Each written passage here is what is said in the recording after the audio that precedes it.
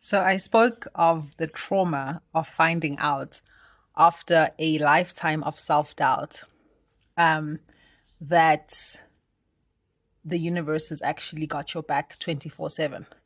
Now, why on earth would that be traumatizing? All right.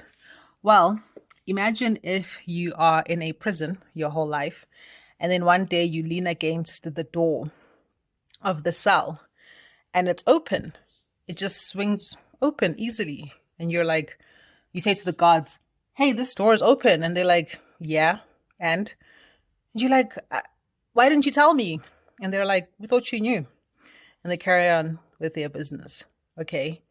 Now you have choices to make.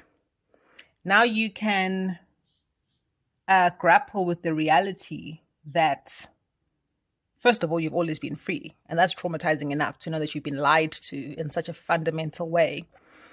Like your entire identity, your entire reality is based on falsehood.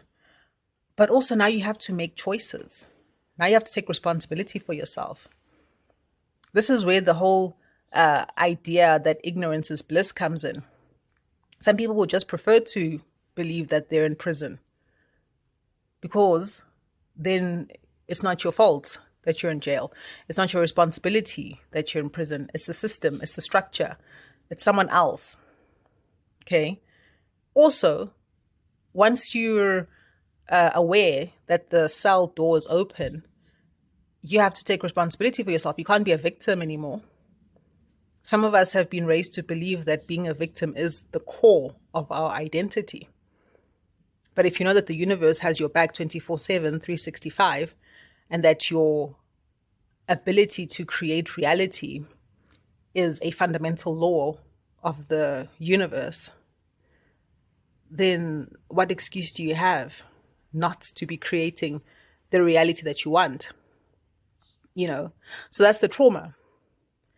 And I think right now, a lot of us, when we do realize these things, are in the trauma of, the elephant that's chained to a wooden peg from when it's very small. And when it's small, it can't break the chain free from the peg because it's too weak.